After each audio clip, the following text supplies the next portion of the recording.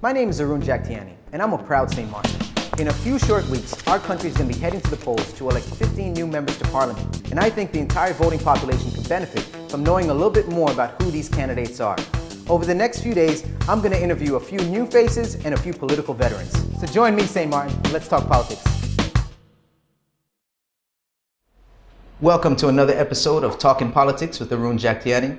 I'm excited to be joined today by the #1 candidate of the USP party. He's the founder and the leader of the party, none other than Mr. Frans Richardson. Frans, thank you, man, for taking time from your busy campaign to step in the studio with us, man. Thank you, Arun. It's a pleasure.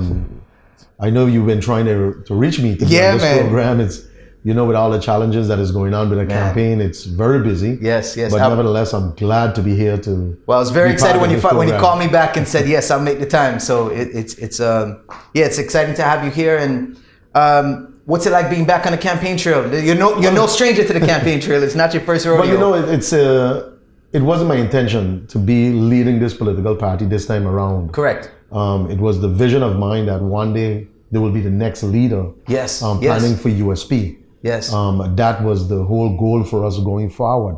But unfortunately, it didn't felt that way. So you had to give it the gate, or let's say the keys to the house, sort of. Well, definitely. And the thing is, I always believe in allowing younger people getting the opportunity. This is true. I noticed. And that is something that we did. Nevertheless, I had no other choice but to take it back up and run with it. Right. To make sure that the party is in the race. Yes. Because if there's a short notice now to find another person to head the list and lead the party. Of course. And you've been, let's say, grooming that individual to some extent, let's say. Well, definitely, because over the last year and 18 months, what I have done while being in Parliament, I've taken a back seat and allowed the individual to be the faction leader. Correct. Allow the individual to represent USP party at all levels. Yes. That was my way of training and giving the opportunity so the person would be able to learn for the next step of taking over the USP party and leading the party as we go along. So how frustrating is it when you invest that time and energy and then you're back to square one in some respects? Well, you're not necessarily back to square one because the party has a strong foundation. True. But what is frustration is that since 2014, yes, this has been a phenomenon, especially with young candidates. It's all about patience. Everyone today seemingly don't want that thing called patience with them. Right. It took me almost 10 years before I established myself to lead a political party, start my own political party. Yes. Because I know. NA list before that. Yes, I was. Yeah. About because a decade ago. I know what we've been facing over the years is that the challenge is a lot of young politicians does not get the opportunity to lead political parties. And I wanted to change that trend, that I would start my own political party, and we wanted to look at the term of, let's say, how the US president would be. Right. A leader would get 2 terms and then the transition to the next one. Yes. So I was reaching that term of that transition for me, and that was the reason why. But now I'm back at the helm. I'm very excited. Yes. Even though we're in a challenging time. Yes. In the high season, where we would normally have all the hustle and bustle, the businesses doing business, but now we seemingly have to put some focus now and run an election. I would say I find it unfortunate that we're having snap elections and heading to the polls. What's your sentiment on that? I think it was something that should have never happened. I don't think we should have been in this situation today. Correct. Unfortunate. There was no need for them to call snap elections. Because there was a majority in the House of Parliament at the time, and it was not that the opposition break government.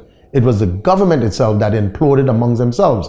So I think the maturity thing would have been done by the Prime Minister at the time was to step aside and allow the country to go through the transition with a new government at that time. One of the things I didn't understand from the previous Prime Minister, Ms. Marlin, with all due respect to her, but I heard in an interview where she said, you know, the reason we have to call elections is the people's need to speak, the people's voice.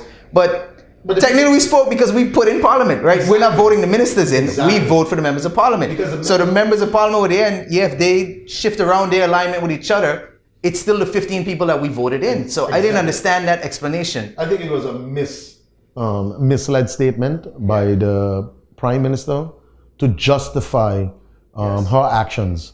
Right. I think it was wrong. But nevertheless, I think here we are here now, and the people gonna have a voice in this election. And I said, look, over the years, USP has been part of some government. We have stayed steadfast. Yes. We had a strong government in 2017, 2016, 2017. Going into after Hurricane Irma came, we felt that we was the best government at the time. Sure. Could have brought back this country. We saw where too many promises was made for St. Martin with conditions that should not have been tied to aid money. And I think that was the frustration in the House of Parliament by especially the opposition. Even those who support the government, they too were frustrated, but they got, let's say, influence based on the money that it would have come and gone to the people and rebuild the country. Well, we were at a very vulnerable stage as a country, right? And I guess you could say that carrot was dangled in front of all of us. Here's the aid money you need. Well, and naturally you say yes. Exactly. And then I guess it was moved from here to there. That was my famous word that I said on the floor of Parliament. You guys allowed a carrot to be dangled and you jump at it like a bunny. Right. Nevertheless, when you look 2 years now down the line, you ask yourself, where has the money been spent? Where has the money been gone? Yeah. And when you listen to the latest report that came out from the World Bank and the Trust Fund, when you hear them say that 250 million was already spent or pledged. Yes. At the time you heard them say only 43 million has been spent. Right. So where's the other 210, 200 million is? And that is the big question that lies out there. And so many people are complaining still of their roofs, the repairs that needs to be done. Yes. I think what happened, we got sidetracked on the issue of what really was the money for.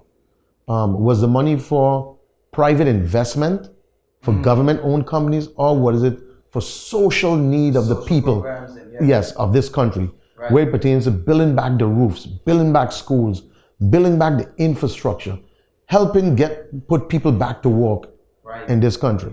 It turned around that the biggest issue became the airport.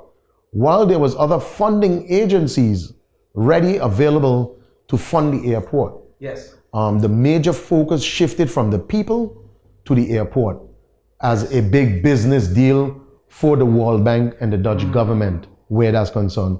And I think we got lost on that issue and lost focus on the people of the country. While yes, the airport is the gateway. Yes, the airport is a priority that we all believe. But I think the private investment was there for such an investment of the airport. And I think we missed that whole issue. Totally got caught up in the politicking of it. Got sidetracked with the politics of it. Yes, we did. Yes, we did. And missed probably one of the most important parts of our recovery. I mean, there's a lot of things that we can be proud of in terms of the way we've bounced back.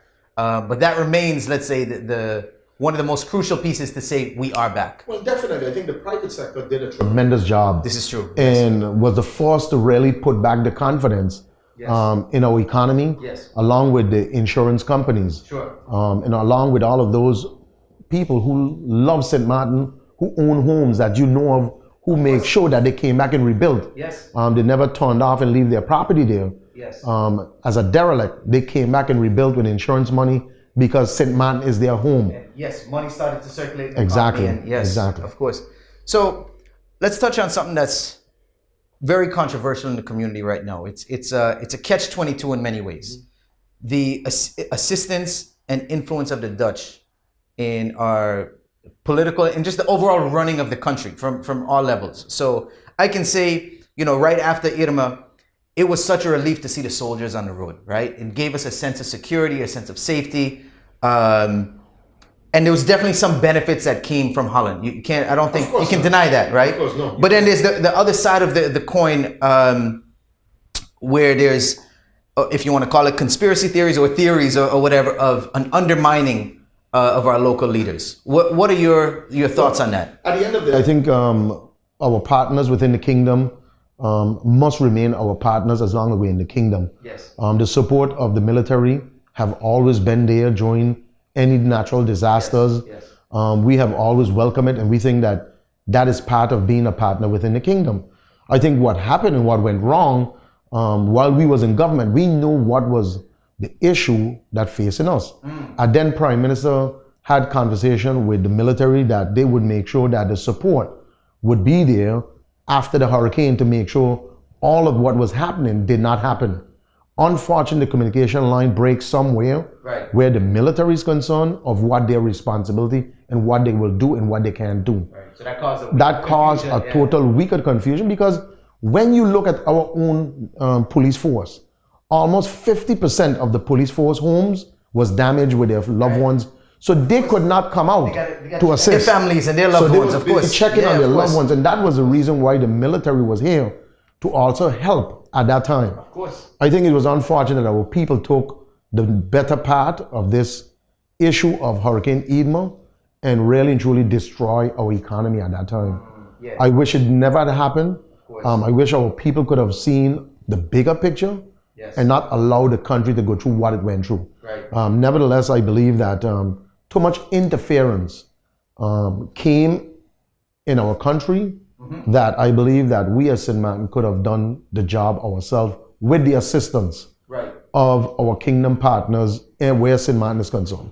I think there was too much issue of corruption with politicians, corruption in government. All of these things was blindsided by the mere fact that the people of this country were suffering. It was not the politician should have been there that you're putting the blame on and using as an excuse to take care of the people.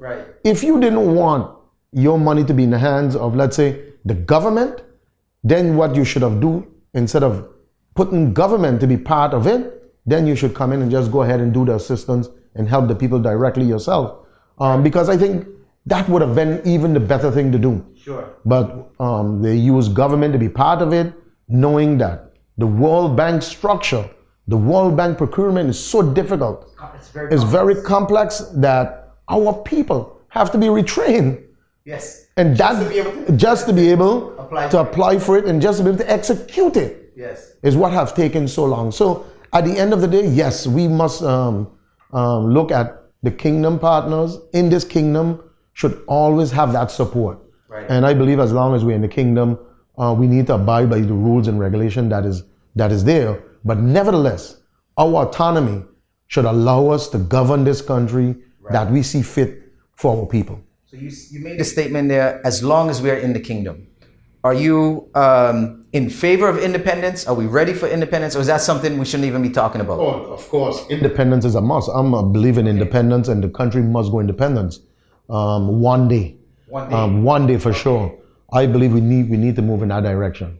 What we are seeing happening today, St. Martin no longer can't become the St. Martin that we want it to be. To compete. But of course, with all these conditions, with all these constraints, at the end of the day, St. Martin can't develop, St. Martin can't grow. You remember years ago, we was free to develop and build and do what was needed in the interest of St. Martin. Today, now, there are so many rules and regulation and restrictions, you can't find time to breathe, to do anything any longer. And that has become the issue facing St. Martin. Look at Frans St. Martin. Frans St. Martin is governed by Paris and is part of Paris. For over 20 years, they can't get their economy moving because of the rules and regulations, because of their social issues they have over there. The social premiums, the high cost for where social issues is concerned from a business perspective. So they can't. It's not tailored for the country. Exactly. And that is one of the problems that they face and we can face going forward if we don't develop St. Martin in the interest of what St. Martin should be and for our people. So you've been in politics now, correct me if I'm wrong, I want to guess somewhere around 15 to 20 years? Well, about 15 years. 15 years, yes. Okay. And you've served as a member of the Island Council. I think you've been successful in every election you've contested. Is that correct? Since 2003, I've been elected to this day. So you've served in Parliament ever since? I've served in the Island Council. I've served in the Parliament of the Netherlands Antilles. Then I became Commissioner of Tourism, Economic Affairs in 2009-2010. I've served also as a Member of Parliament for Country St. Martin, for St. Martin. And I felt that I did my contribution, and that was one of the reasons why I was looking forward to slow it down and start that transition and bring in some of those younger guys and give them an opportunity. But at the end of the day, St. Martin still need that experience moving forward. So let me ask, in your 15 years of service to the people, what would you say is your proudest accomplishment over that period? I think when I became commissioner in 2009, 2010, I had a vision for St. Martin to increase the airlift to St. Martin from different sectors of the tourism industry. When I look at South America at that time, South America was becoming one of the hottest destinations for travel. When we look at Brazil, we went into that market and we fought tooth and nail to get the Brazilians to come to St. Martin to shop. We started the Gull Airlines charter flight to St. Martin from Brazil, from Manaus to St. Martin. At that time, St. Martin was boasting with Brazilian South America traffic into St. Martin. But that was not enough. We started the discussion with Copa at that time to use the hub function out of Panama.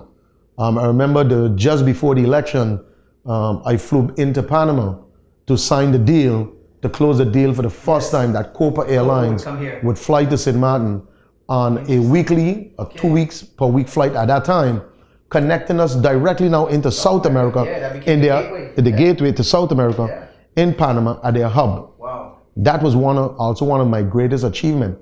The other one was also connecting Canada directly into St. Martin, where WestJet is concerned. Yeah, that's huge. We flew to Canada, we met with the executives of WestJet, and they assured me, and so said, so done. WestJet started its weekly flight to St. Martin out of Canada. And then the next big one I was busy with was the Air Berlin flight out of Germany. Oh. That is what I was busy with. That would be nice to that see, would have been that would have been the gravy on it all. Sure. Because you see, we have some nice small boutique hotels on St. Martin. Yes. That would have done well with the German market. Yes. I felt at that time that St. Martin was right in the prime time, not only Dutch side but French side. Of course. There are so many small boutique hotels because Germans mostly like the vacation, but vacation in small hotels. They don't like the big hotels as the Americans love. They have a good economy, disposable income. Very much so. And a lot of vacation time. Exactly. And then the other achievement that I really wanted to achieve was the issue of sports tourism.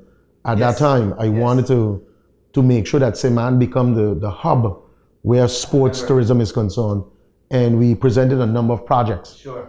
Plans was there for the cricket stadium was one of those that we wanted to achieve. Yes. The racetrack was the other one. Yes. The redevelopment of the Rahul Elite Sports Complex.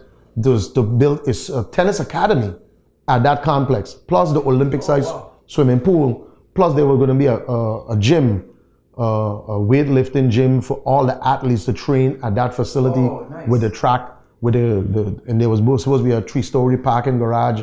Where the parking is now, we was going to go down and then come up. There was so much we was going to do at that time. Nobody bats 1,000. I know you're a big sports fan, so I guess those would be perhaps some of the disappointments or failures, or things that just weren't able to. It's mostly sometimes disappointment that you left ideas there, and others come in and say they're the new sheriff in town, and they come with their own ideas and their own thing. And today, nothing has evolved, nothing has changed. So when I look at my career from that perspective, those were some of the big achievements. And then the last thing that I was working on and busy with was the legislation on the single waste plastic bag.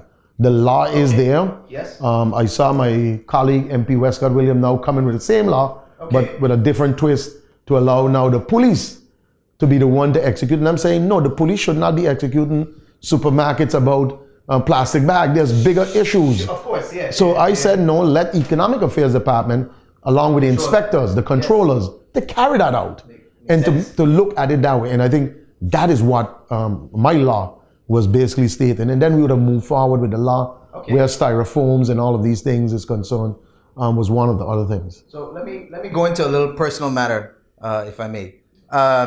You've made a lot of headlines for a number of reasons over the years, right? Some positive headlines, some negative headlines. What do you say to potential voters?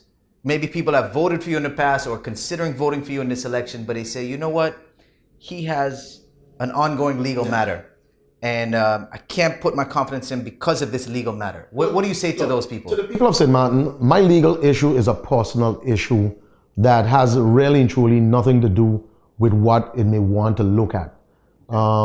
In 2012, when I had the problem with my building, at the time when the building was an auction, I borrowed some money from my family member, my godbrother at the time, to do all the renovations, to fix back the building, because the building sat there for 2 years, becoming a derelict. Okay. So that was the issue. That is what is being played out right now. Oh, okay. So it has nothing to do with what is being said it is, to be honest with you. Right. I have made it clear in many talk shows and many radio programs that I know what this is about.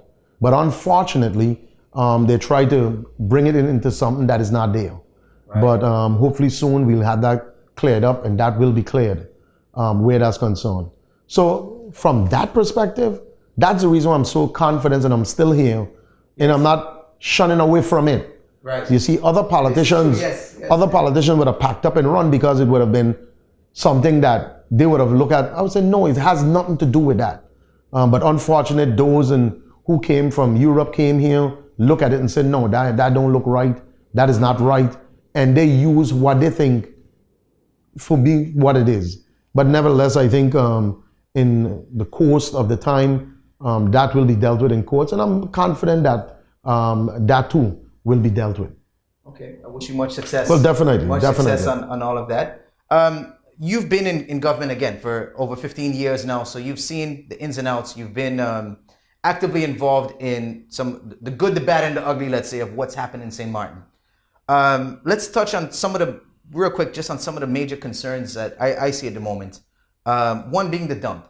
Why has one of the plans not been executed, right? There's been so many different proposals. I think when you have too many interests, where different political parties and ideologies are concerned, or which direction we should go with the dump, it becomes an issue of maturity of politicians. Say, listen, if you have a better plan, let's go with it. If your plan is better than mine, let's go with it. Right. Year after year, we have seen everybody comes up with their own idea, their own plan of how to go to waste the energy. But the problem is, how do we really and truly fix the problem of the dump? Right. And so in 2010, I had the opportunity to fly to Shanghai, from Beijing to Shanghai, and I got to visit a waste energy plant at the time. That was the first time I've ever seen it. Nice. You could have walked in and eaten, and the ground was so clean, you could have eaten off the ground. You would say, this can be a facility like that. Right. So I get to see it firsthand. And then a couple of years ago, we was in Holland. We never went to another plant and see the waste of energy. The issue at hand in St. Martin is the maturity of politicians who was dealing with this issue should have looked at the bigger picture where it pertains to St. Martin and its people, the health of the country, the well-being of the country. And I think too much politics played with that project and still was playing with it. So the perception within the community, I believe, is people say that it keeps getting shot down because so-and-so can't benefit from it. So whoever's in power, they want to put themselves in a position to make a few dollars off of that. Is that really what it boils down to? Unfortunate, the perception gives you that. Yes. I don't know, because I have never dealt with the waste energy projects. I've never been involved with any, never been with negotiation, never been part of anything like that. Okay. But I think it's unfortunate if we continue this way, it continues to bring doubts and overshadow the wrong things in it.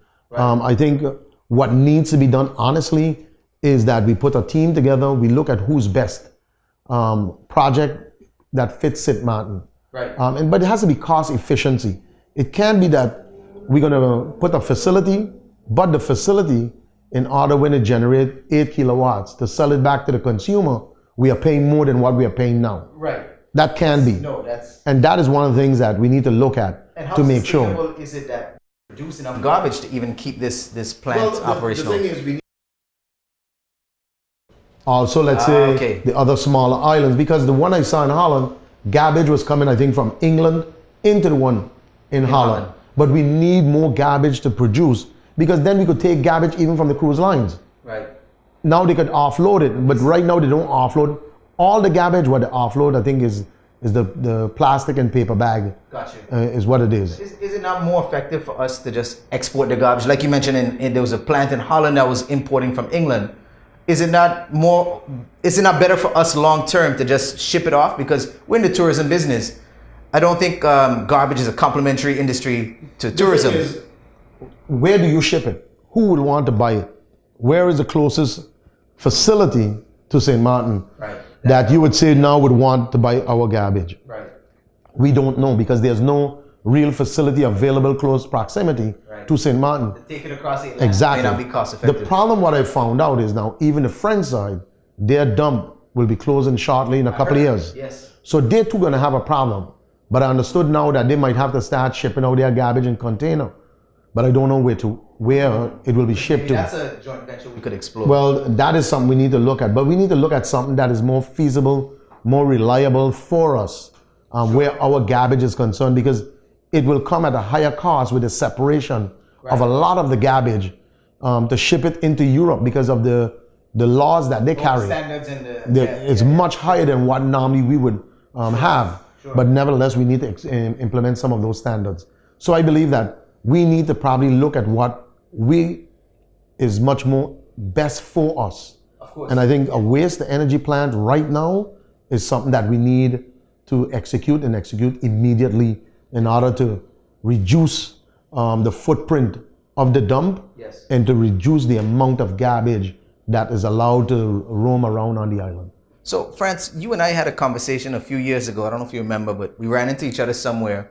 And I know you campaign on this issue as well. And that's tax reform. How much of a priority do you see that, and why has it not happened already?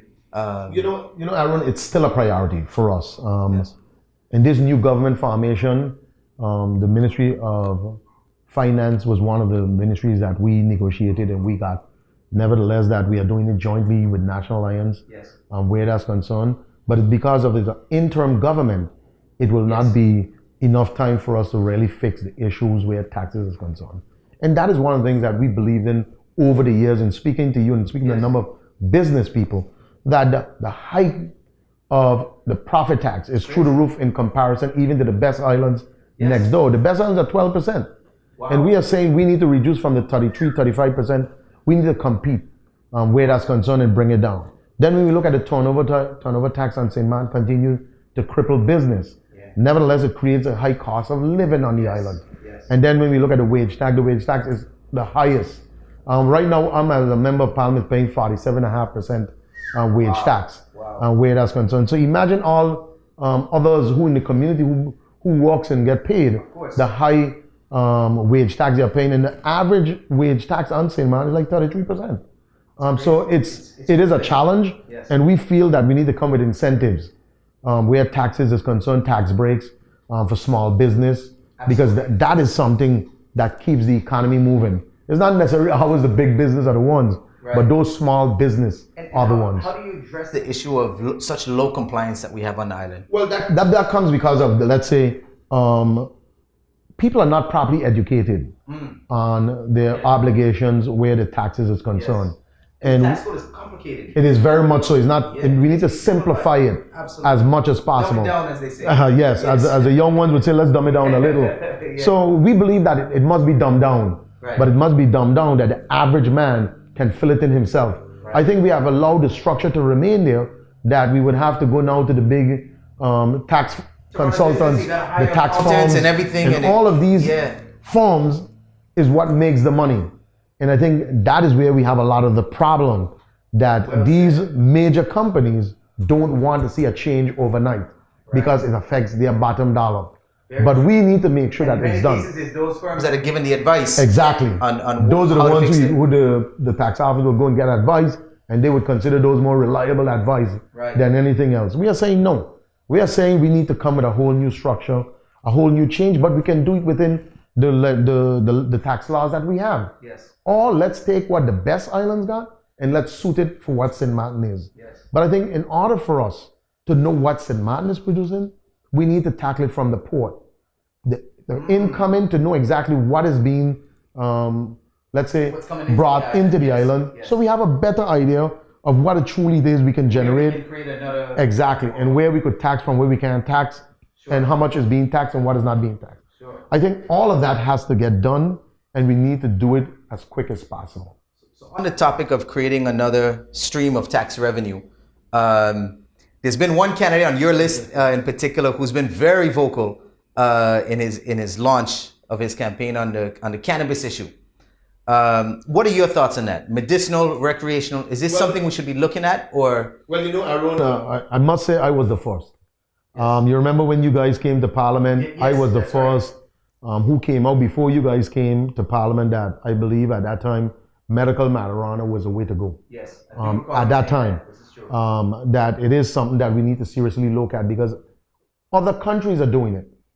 And I believe that even Europe more so now is getting to it.